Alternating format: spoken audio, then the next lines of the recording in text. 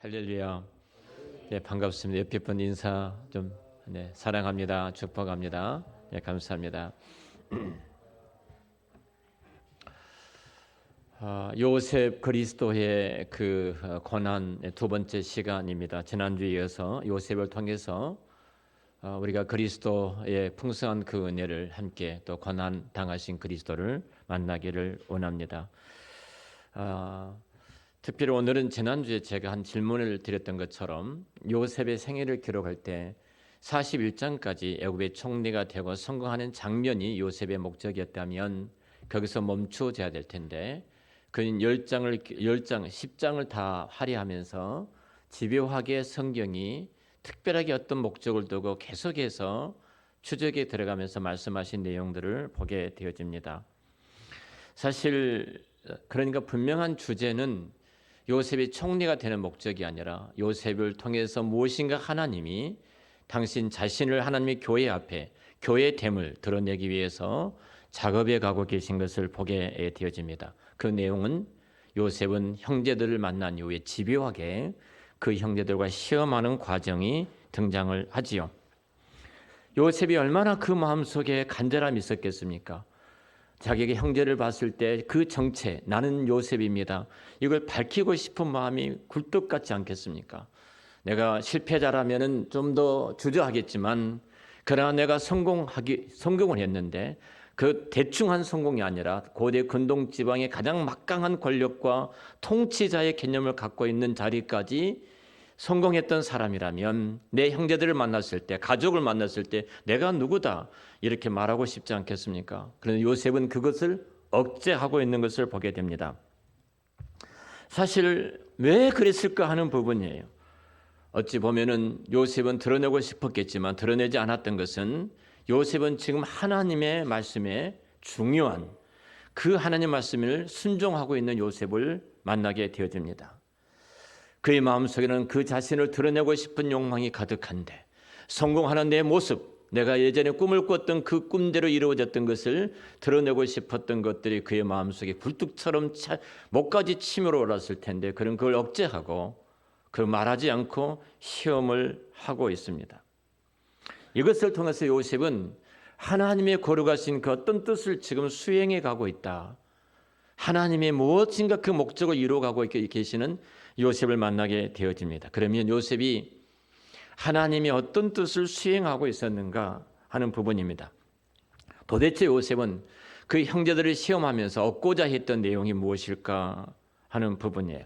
자, 우리가 간략하게 요셉이 형제들과 시험했던 우리가 그 내용들을 42장부터 쭉 등장하는데 좀 살펴보도록 하겠습니다. 먼저 고대 근동 집안의 그 기근이 찾아오고 나서 가나안 땅에도 여전히 기근 때문에 그 가족들이 곡식을 얻지 못하고 음식을 구할 수 없기 때문에 애굽으로 곡식을 사러 내려오지요.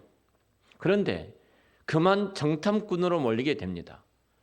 너희들은 정탐꾼이다 그러죠. 요셉이 그 형제들을 감옥에 가두었습니다.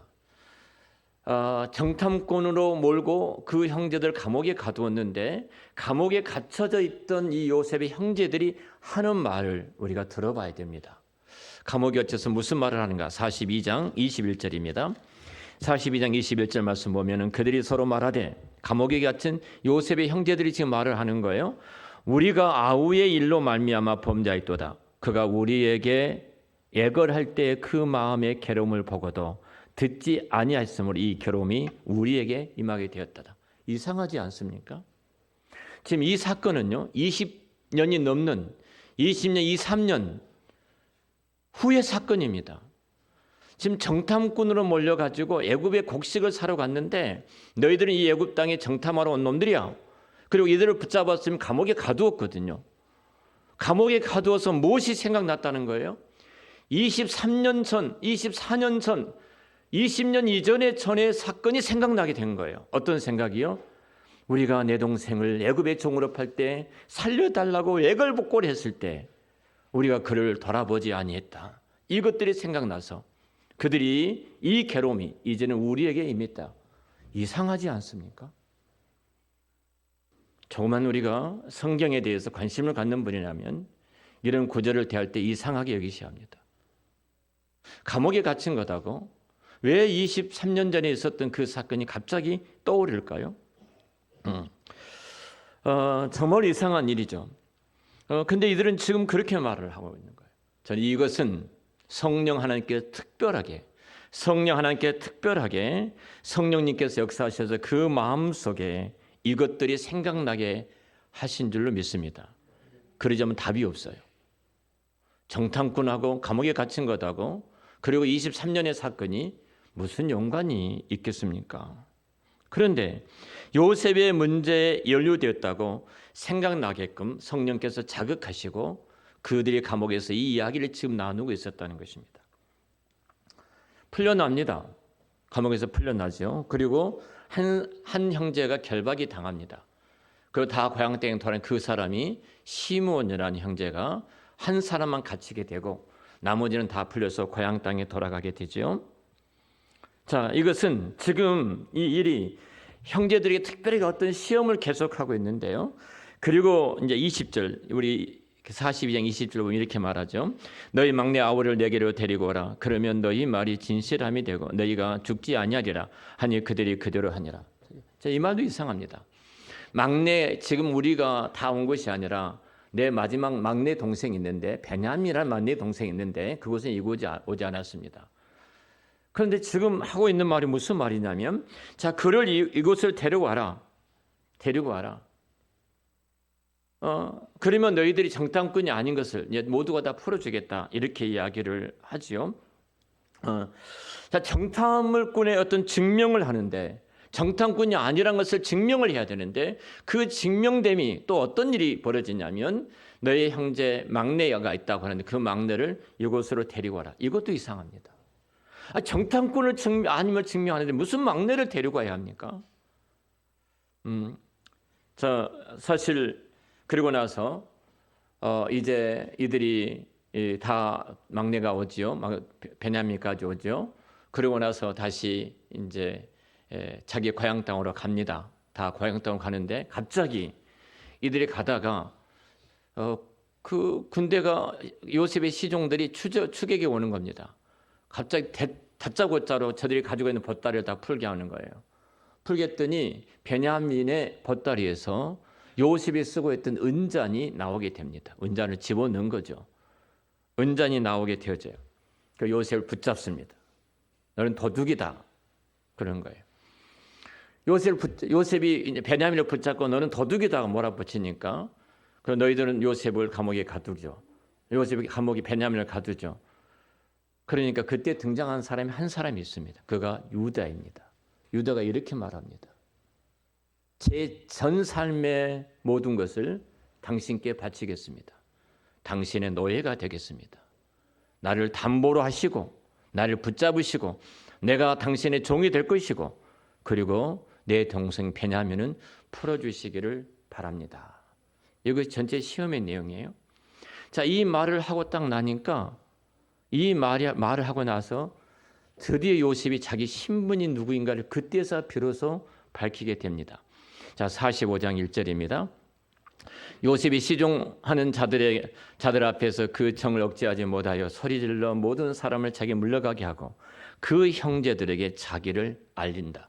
이 알리는 시점이 어디였어요? 자, 바로 앞에 유다가 이렇게 말을 하죠. 우리가 봉독했던 그 말씀이죠. 내가 베냐민 내 동생을 네 아이를 대신해서 내가 이곳에 머물고 주인님의 종이 되어서 평생 동안 당신의 담보로서 내가 당신을 위해서 살겠습니다. 그런데 내 동생을 형제들과 함께 집으로 돌려 보내주십시오. 이 말을 해요. 이 말을 듣자마자 요셉이 자기 신분을 알겠어요. 자기 신분을 밝힌 시점이 굉장히 중요하죠. 이 말은 무슨 말이냐면 시험 과정이 끝났다는 겁니다. 시험이 통과되어 시점입니다. 그렇다면 우리 생각해 봐야 됩니다. 자, 요셉과 요셉의 친형, 배다른 형제가 아니라 친형제예요. 베냐민과의 관계입니다. 요셉이 지금 무엇을 시험하려고 했을까? 이 과정, 1년의 과정. 이게 41장 이후로 끊임없이 시험이 등장하는데 어떤 목적을 두고 지금 요셉이 이 일을 하고 있는가 하는 부분입니다. 결론적으로 말하면 이겁니다. 자, 이스라엘은 12지파를 통해서 하나님의 나라, 하나님의 교회, 하나님의 왕국이 세워져 가는 것입니다. 근데 사단은 이 12지파 가운데 한 아들을 죽여버리는 겁니다. 요셉을 죽이려고 했어요. 한 아들이 죽여지면 하나님의 나라가 온전케 세워지지 못합니다. 14만 4천 수라고 말했던 온전한 하나님 나라가 세워질 수가 없는 거예요. 한 아들이 죽게 되어지면. 사단은 모든 방법을 동원해서 요셉을 죽이려고 하죠. 근데 요셉이 살아납니다. 전시에 우리가 봤던 것처럼 그 요셉을 통해서 어떻게 그리스도를 보여주는가 말씀했는데요. 오늘도 동일하게 마찬가지입니다. 요셉이 지금 알고자 하는 것은 이것입니다. 정말로 하나됨을 묶을 수 있겠는가? 이 형제들이 하나님의 나라는 한 몸인데 한 몸으로 12지파를 통해서 하나님의 나라, 하나님의 왕국, 그리스도가 오시는 그 나라가 세워질 터인데 그들은 정말로 내 형제를 위해서 자기의 목숨을 담보로 죽일 수 있는가, 내어줄 수 있는가, 이 시험을 계속하고 있었던 것입니다. 그런데 유다가 드디어 내가 내 동생의 목숨의 담보자가 되겠습니다. 마치 우리 예수님께서 십자가의 담보가 되어 주셨던 것처럼, 우리를 대신해서 십자가에서 죽으셨던 것처럼 유다가 그 자리에 등장을 합니다. 그리고 내 동생을 풀어주십시오, 이렇게 이야기를 합니다. 다시 말하면 요셉이 지금 가장 집요하게 집중적으로 붙잡고 있는 것이 하나였는데 바로 그것은 형제들의 연합이었습니다. 한 몸을 이루는 것입니다. 이 한 몸이 어떻게 이루어진다는 거예요? 우리 열심으로, 우리의 결심으로, 우리의 노력으로, 우리의 다짐으로 우리 공동체를 회복해야 되는데 이것으로 이루어진다고요? 아닙니다. 죽었다 깨어나도 우리의 재성은 그 자리까지 갈 수가 없습니다. 한 몸은 유다가 당신 자신을 그 자리에 내 동생을 위해, 내 동생이 죽어야 될 자리에, 내 동생이 묶여야 될 자리에, 내 동생이 갇혀야 될 자리에, 내 동생이 노예가 될 그 자리에 유다가 드디어 내려감으로 한 몸이 되어진 것입니다. 그러면 우리 예수님께서 행하신 일이 무엇인가를 살펴보겠습니다. 히브리서 2장에 보면은, 이 히브리서 2장으로 넘어가겠습니다. 자, 히브리서 2장 10절과 12절인데 제가 10절 말씀만 읽어드리겠습니다. 그러므로 만물이 그를 위하여 또한 그로 말미암는 이가 많은 이들들을 이끌어 영광에 들어가게 하시는 일에 그들의 구원의 창시자를 고난을 통하여 온전하게 하심이 합당하도다, 이 말이에요. 자, 예수 그리스도께서 행하신 일이 무엇이냐는 고난을 당하시고, 고난을 당하심을 하신 일이 무엇인가? 그들의 형제를 부르셔서 한 몸으로 묶으셨다는 거예요. 우리가 주님의 교회가 되어진 것은 내가 한 사람 교회 나와서 신앙 고백하니까 되어진 것이 아니라는 겁니다. 내가 한 사람 교회에서 예배를 드리니까 우리는 그리스도 안에서 한 몸이다가 아니라는 겁니다. 우리가 한 몸이 되어진 것은 예수 그리스도께서 행하신 일이 무엇인가? 대제사장이 고난을 당하시고 십자가에서 죽으신 이 일을 통해서 우리가 한 몸이 이루어졌다, 이렇게 말씀을 하고 있어요. 예수님께서 하나님을 대적하고 하나님 앞에 반역하고 하나님 앞에 등을 돌리고 영원히 하나님의 진노와 심판을 받고 지옥 갈 수밖에 없는 그들을 형제 삼기 위해서, 형제로 삼기 위해서 우리 예수님께서 하늘의 영광을 버리시고 그 형제 삼기 위해서 형제들 가운데 오셨는데, 그 형제 삼기를 위해서 찾아오셨던 주님을 그 형제들이 예수님을 팔았습니다. 그 예수님을 죽였습니다.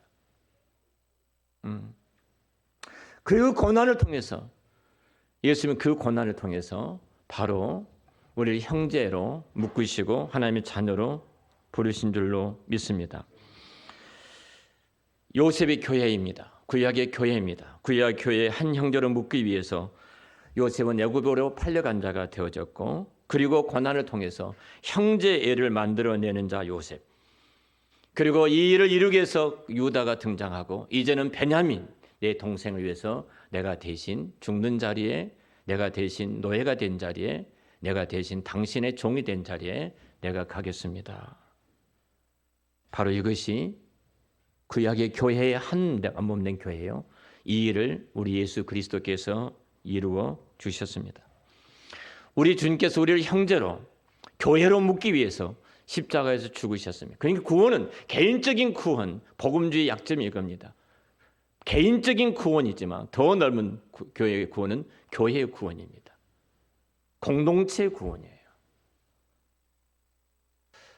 사실 우리를 형제로 묶으시기 위해서 당신과 내가 하나 되고 한 몸을 묶으시기 위해서 예수님이 십자가 위에서 고난을 당하시고 그 십자가에서 죽으심으로 말미암아 우리를 온전케 하기에 합당하도다. 히브리서 기자가 그 말씀을 합니다. 여기 그리스도의 고난을 통해서 고난으로 말미암아 이 말씀을 주목해 보시기 바랍니다. 그리스도를 우리를 형제로 부르신 방편이 다른 것이 아니라 예수 그리스도의 고난이라고 성경은 말씀을 합니다. 예수님께서 우리를 형제로 삼기 위해서 행하신 일은 고난이십니다.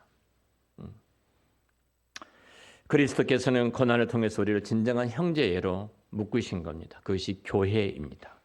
구약의 교회가 이제는 온전케 되어졌던 것처럼 신약의 교회도 그리스도의 피로 그리스도의 고난으로 우리를 묶으셔서 교회됨이 이루어집니다. 우리가 지난 시간에 37장을 묵상했습니다. 37장에 보면은 요셉에 대한 야곱이 이야기가 나옵니다. 37장 33절 말씀 보면은 그 요셉의 형제들이 요셉이 입었던 채색 옷, 찢겨진 채색 옷에다가 이제 피를 묻혀 가지고 아버지에게 갖다 주죠. 아버지에게 갖다 주고 그 아버지가 이 옷을 보면서 말했던 것이 37장 33절 말씀이거든요. 자, 37장 33절 말씀 우리 한번 같이 보도록 하겠습니다. 37장 33절 말씀입니다. 함께 우리 읽겠습니다. 33절입니다. 33절 한 절만 보도록 하겠습니다. 아버지가 그것을 알아보고 이르되 내 아들의 옷이라 악한 짐승이 그를 잡아먹었도다. 요셉이 분명히 찢겼도다 하고, 자, 아버지가 이렇게 말합니다. 야곱이 이 옷을 바라보면서 이런 말을 하죠. 내 아들 요셉의 옷이다. 악한 짐승들이 내 아들을 잡아먹었다. 그리고 악한 짐승들이 내 아들 요셉을 찢었다. 이렇게 말을 합니다. 자, 여기 보면은 악한 짐승이 이를 먹었고 악한 짐승이 요셉을 찢었다 이런 말을 하는데요. 자, 야곱이 의도했든 의도하지 않았든 간에 성령님의 특별한 이 말씀 속에는 개입하심이 등장을 합니다. 우리 모든 성경 66권이 성령의 감동으로 기록된 하나님의 말씀임을 잘 압니다. 그러니까 야곱이 그냥 툭 던졌던 이 말이 내 고통스러워서 이 옷을 바라보면서 이것은 내 아들 요셉의 옷이다. 즉 이 악한 짐승들이 먹었다. 이것이 요셉이 찢겼다. 이 말 속에는 단순히 요셉의 그 감정적인 표현만 말하는 것이 아니라 성령의 특별한 개입하심이 이 말씀 속에 있다는 사실입니다. 그 단어가 찢겼도다 이 단어입니다. 자, 악한 짐승이 등장합니다. 악한 짐승은 지금 누구를 말하는 거예요? 야곱이 알았든 몰랐든 이 악한 짐승은 바로 그의 아들, 10아들들입니다. 10아들들. 자, 한 교회가 돼야 되는데 이스라엘 교회가 영원한 하나님 나라를 이 땅에 세워나가는 교회인데 형제를 사랑하지 못할 망정 형제가 깨지는 관계가 넘어서서 그 형제를 죽이려고 했던 것이 구약의 교회였습니다.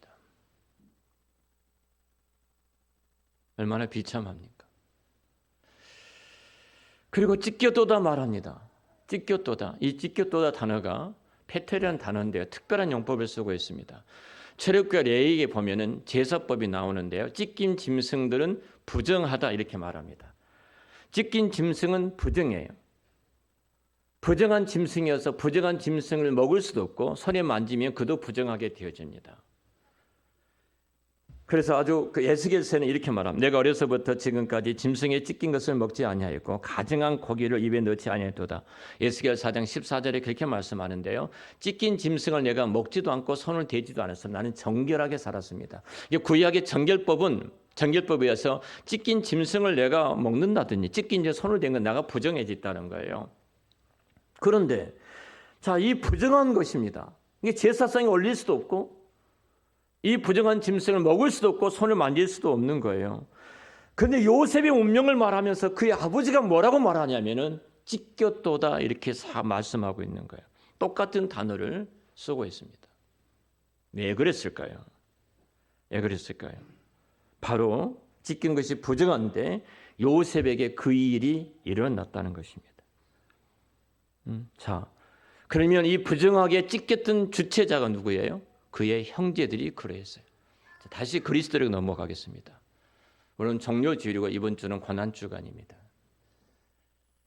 자, 주님께서 하나님의 진노 속에서 영원히 지옥 갈 수밖에 없는, 진노 속에서 심판받을 수밖에 없는 그들을 형제 삼기 위해서 하늘의 영광을 버리시고 인간의 몸을 입고 이 땅에 예수님이 찾아오셨습니다.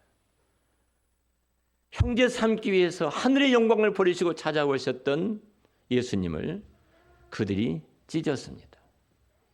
그들이 찢었어요. 찢었던 그들을 당신이 찢김을 당하시고 당신이 찢겨서 부정하게 되어주시고 찢긴 자들의 죄를 다 짊어지시고 십자가에서 죽으심으로 영원히 지옥 갈 수밖에 없는 그들을 영원한 형제로, 영원한 백성으로, 영원한 자녀로, 영원한 가족으로, 영원한 주님의 교회로 묶어 주셨다는 사실입니다. 시편 22편은 그리스도의 고난에 대해서 성경은 잘 설명하고 있습니다. 그 가운데 12절과 13절의 말씀 보면은 많은 항소가 나를 에워싸며 바산의 힘센 소들이 나를 둘렀으며 내게 그 입을 벌리고 찢어 부리는 사자같이 나를 찢어도다. 자, 이 말씀은 장차 예수 그리스도께서 어떤 고난을 당하시고 그리고 십자가를 지으실 것인가를 성경이 말씀을 하고 있습니다. 여기 찢기다는 동사가 동일하게 똑같이 쓰고 있습니다. 요셉이 찢겨져 부정함으로 그 형제들을 찢겼던 그 형제들을 구원하고 주의 온전케 한 형제를 묶어서 교회를 세우셨던 것처럼 주님께서 그 일을 이루셨다는 사실입니다. 여러분, 그렇다면 우리는 생각해 봐야 됩니다. 우리 예수님께서 부정한 방식인 찢겨짐을 통해서 요셉이 그랬던 것처럼 우리 주님이 죽으셨습니다. 그리고 우리는 그 죽으심을 통해서 그 고난을 통해서 우리는 요셉이 형제들이 회복했던 것처럼 우리도 주님의 형제, 주님의 교회, 주님의 가족이 된 줄로 믿습니다. 사랑하는 우리 한사랑 가족 여러분, 요셉은 자신을 찢은 그 형제들을 위해서 진정한 형제로 묶는 일, 그 일을 위해서 자신을 모두 다 바쳤습니다. 창세기가 기록하고 있는 요셉의 가장 중요한 사역은 형제들에게 찢겨 죽임을 당한 것 같은 요셉이 그 형제들을 자기와 묶고 진정한 형제도로 만드는 사역을 요셉이 이루었습니다. 바로 이 일을 그리스도께서 동일하게 이루셨습니다. 그리스도의 고난이 우리를 주의 교회에 되게 했고 그리스도의 고난이 우리를 교회의 형제로 묶으신 줄로 믿습니다. 우리가 다음 주에 성찬을 거행합니다. 떡을 뗀다 이렇게 단어를 씁니다. 그런데 원문에는 찢다는 단어입니다. 찢다는 단어. 떡을 찢으신 우리 주님, 떡을 찢으시면서 이것은 내 몸이다 이렇게 말씀을 하셨습니다. 마치 요셉이 찢긴 것처럼 당신이 찢겨서 찢어짐으로 달을 찢었던 그 악한 짐승, 악한 형제들을 다시 회복하여 한 교회로, 구약의 온전한 교회로, 이스라엘 영원한 교회로 묶었던 것처럼 우리 예수님께서 친히 찢기심으로 말미암아 찢었던 우리들을 다시 하나로 묶어 영원한 하나님의 나라의 백성으로 하나님의 가족으로 세우신 줄로 믿습니다. 최소한 우리는 성찬을 대할 때마다 우리 마음속 깊은 곳에 한 고백이 있어야 됩니다. 내가 얼마나 악한 짐승이었는가. 악한 짐승이었는가. 그 악한 짐승이 요셉을 찢었던 것처럼 악한 짐승이 예수 그리스도를 찢었던 것처럼 바로 나를 형제로 받아주시기 위해서 그렇게 찢기신 우리 주님을 봐야 합니다. 그리고 또 하나는 그리스도와의 우리가 형제가 어떻게 우리들 사이의 형제로 나타났는지를 기억해야 됩니다. 우리가 서로 사랑하야 해야 된다. 화합해야 된다. 우리는 결심해야 된다. 여러분, 우리 인간이 아무리 노력하고 힘을 쓰고 애를 써도요, 우리는 공동체를 하나로 묶을 수 있는 의라든지 우리 안에 선이라든지 우리 안에 어떤 인격이라든지 이런 것들이 아무것도 없는 우리들입니다. 우리 안에는 죄만이 가득합니다. 우리가 하나로 묶여질 수 있는 것은 진정한 교회가 공동체, 온전한 주님의 피로 값주고 사신 한 교회, 보편적인 한 교회, 하나된 교회를 회복하는 것은 지켜주신 그리스도 때문에 형제끼리 진정한 형제로 하나로 묶인 줄로 믿습니다. 오늘은 종료주일이고 한 주간은 고난주간입니다. 고난주간에 우리는 결론적으로 몇 가지 말씀을 드리고 마치겠습니다. 우리는 세상을 통해서 나를 보게 하고요, 세상을 통해서 또 우리 자신들이 깨닫게 해주시죠. 또 세상의 많은 일을 통해서 우리 하나님의 섭리를 보게 합니다. 7, 8년 전에 충격적인 사건이 있었습니다. 애슐리 메디슨이라는 사이트가 있습니다. 이 사이트가 해킹을 당하게 됩니다. 그리고 전 세계에 충격을 줍니다. 그 사이트는 이런 사이트입니다. 기혼자들이요, 자기의 배우자, 자기의 남편, 자기의 아내를 버리고 다른 남자와 다른 여자와 바람을 피우라, 이런 사이트입니다. 인생은 그 표지에 인생은 짧다, 바람을 피우라. 여기에 가입된 사람이 3,700만 명이 가입이 됐습니다. 임팩트 그룹이라는 해킹 업체가 해킹을 하게 됩니다. 그걸 적나라하게 3,700만 명이 다 등장을 하게 됩니다. 그들의 이름, 그들의 연락처, 그들의 계좌, 거래 관계 모든 것이 다 공개가 됩니다. 공개가 되자마자 캐나다의 두 사람이 자살을 시작하게 됩니다.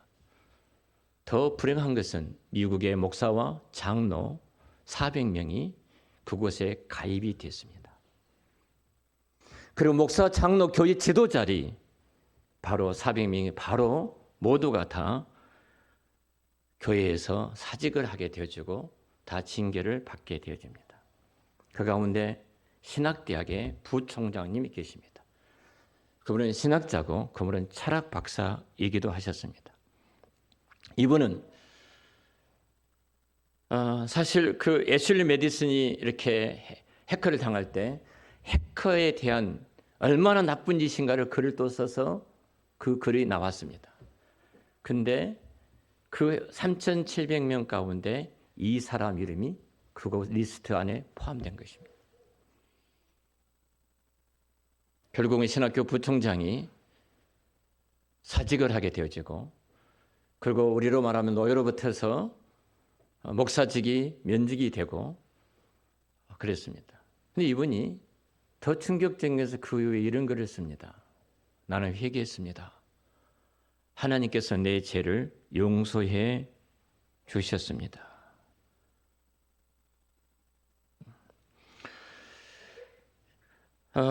하나님은 나의 모든 죄를 용서해 주셨습니다. 여러분, 그렇게 가벼운 것인가요? 회개와 용서가. 당시에 그 6만 명 집단을 조사를 했습니다. 6만 명 집단을 조사한 개신교가 22.7%고 천주교가 22.75%고 그리고 신앙 고백했던 사람들이 25.1%, 전체의 70%가 하나님을 아는 자들이었습니다.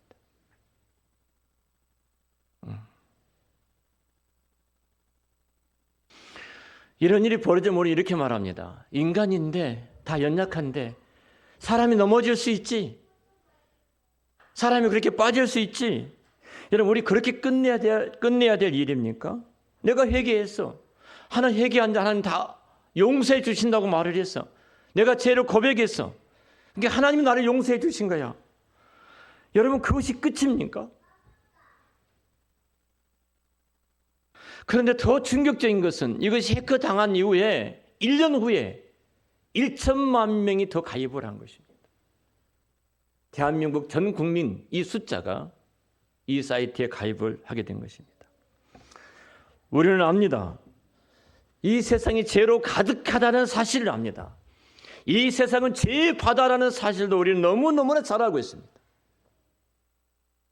우리 어쩔 수 없이 죄의 바다 가운데 살아가니까 어쩔 수 없는 일이야 이렇게 말을 해야 될까요? 낚시꾼은요, 오류 심리학자라고 말을 하죠. 전 낚시를 참 좋아합니다. 투망도 잘 치고 저는 그렇습니다. 낚시꾼의 생각은요, 온통 고기밖에 없습니다. 어떤 때 가장 배가 고픈지, 고기가 민물과 삶을 때 어떤 때에 고기가 가장 잘 잡히는지, 그리고 어떤 미끼를 던지면 이 고기들이 사족을 못 쓰는지, 그리고 늘 연구합니다. 어떤 곳에 더 어떤 물 깊이에 이 고기가 있는지 이걸 연구해요. 자, 낚시꾼들도 이러한데 마귀라 놈은 어떨까요? 마귀라 놈은, 자, 마귀는 우리 앞에 죄악의 미끼를, 우리가 어떤 부분이 쉽게 넘어가는지 잘 압니다. 죄악의 미끼를 딱 던져 놓습니다. 그리고 배 흔들어 댑니다. 자, 특별히 고난주간을 우리가 맞이하는데요, 그럴 때 우리가 무엇을 해야 할까입니다. 우리가 죄가 들어와서 죄 짓는 순간 우리는 거룩한 공동체로부터서 우리는 그 공동체 자체를 흔들어 버리는 무서운 죄에 빠질 수밖에 없는 것입니다. 마귀가 내 앞에 죄악의 미끼를 던져놓고 흔들어 댈 때 빨리 우리는 눈길을 그리스도의 십자가에 응시를 해야 합니다. 자, 얼마나 응시를 해야 될까요? 제 1부 예배를 끝나고 나니까 누가 그런 질문을 하더라고요. 목사님, 얼마나 응시를 해야 됩니까? 하나님께서 나의 죄를 대신해서 하나님이신 예수님께서 그 진노와 심판과 저주를 당하신 그 모습이 뚜렷이 보일 때까지 십자가를 응시해야 합니다. 그러고 나면 마귀 속에 감추어진 그 낚시 바늘이 그때 비로소 보입니다. 우리가 제 사이트에 가입하지 않았다고 우리가 깨끗하다고 말할 수 있습니까? 우리는 죄의 달인들입니다. 우리 안에는 이 죄의 DNA가 잠재력을 갖고 있습니다. 우리는 죄 짓는 법을 학교에서 가르쳐주지 않습니다. 죄 짓는 법에 대해서 어떤 학원에서도 가르침을 받지 않습니다. 배운 적이 없습니다. 너무너무 자연스럽게 죄란 놈은 신속하게 우리를 빨아들이고 있는 것을 보게 됩니다. 주변에 죄가 가득합니다.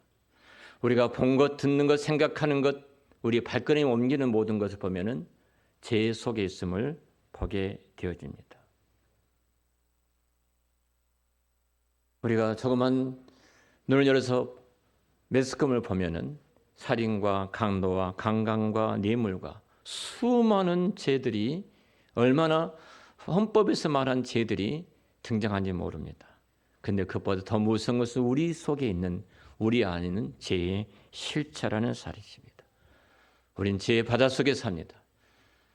특별히 종료주의를 오늘 지키고 고난주간을 통해서 정말로 우리가 나의 모습들을 적나라하게 찾아오셔서 끄집어내시고 보여주시고, 그리고 정말로 십자가만이 우리의 소망이고 십자가만이 희망이고, 나를 위해서 고난을 당하시고 죽으심으로 나를 의롭게 해주셨던 그 십자가만을 응시하는, 끊임없이 정말로 낚싯줄을 가지고 우리를 미혹하는 그 마귀의 존재 앞에서 단호하게 끊고 십자가를 응시함으로 우리 이 땅에 하나님의 거룩한 백성된 참 교회의 모습을 회복해 가야 되지 않겠습니까? 사랑하는 성도 여러분, 한 주간 고난 주간을 보냅니다. 저희가 특별히 여러분이 나눠드렸던 것처럼 한 주간 동안 바닥에서 기도했던 요나를 일장을 통해서 만나기를 원합니다. 그리고 우리가 어떤 자리에 있었는지, 우리는 거룩한 죄를 또 얼마나 많이 범했는지, 우리는 죄 속에 살아있던 죄의 덩어리인 것을 보게 하실 겁니다. 그리고 우리의 시선과 마음이 다시 십자가로 모아짐으로 내가 한 사람 이 십자가에 모아지는 내 심령의 부흥이, 내 심령의 소생이, 내 심령의 변화가 새로운 부흥의 불길을 우리 가운데 이루실 줄로 믿습니다. 그 은혜가 종료주일, 고난주간, 부활주일까지 여러분 생애 속에 풍성하게 일어나시기를 우리 주의 이름으로 축원합니다. 기도하겠습니다. 자비로우신 주님, 저들이 요셉을 통해서 그리스도의 고난과 요셉의 찢김을 통해서 그리스도의 찢김을 저들이 생각할 수 있도록 은혜를 주신 것 감사합니다. 은혜로우신 하나님, 우리는 소망이 없는 자들입니다. 우리가 보고 듣고 생각하고 그리고 우리의 마음속에 둥지를 틀고 우리의 발걸음과 우리의 손이 움직이는 모든 것들이 죄의 덩어리임을 고백합니다. 우리는 희망이 없는 자입니다. 자비로우신 주님, 특별히 우리 고난주간을 통해서 그런 우리들을 구원하여 하나님의 백성 삼으시고 형제로 묶어 참된 주의 교회를 세우기로 원하신 주님을 바라보고 끝까지 십자가를 응시하고 그 십자가 속에 찾아오신 그리스도의 대속의 그 은혜 속에 머물므로 다시 한번 회복되어지고 새로워지고 우리 심령이 부흥되는 은혜를 베풀어 주시옵소서. 우리 한 사람께 모든 성도들 심령의 부흥의 불길을 허락해 주실 줄로 믿습니다. 우리 영혼을 소생시켜 주시고 교회를 소생시켜 주시고 그리고 하나님 나라가 소생케 되어지는 시간들이 되도록 역사하여 주시옵소서. 믿음의 주요 또 온전케 하신 이인 우리 주님만을 바라봅니다. 주님 은혜를 베풀어 주시옵소서. 예수님의 이름으로 기도드렸습니다. 아멘.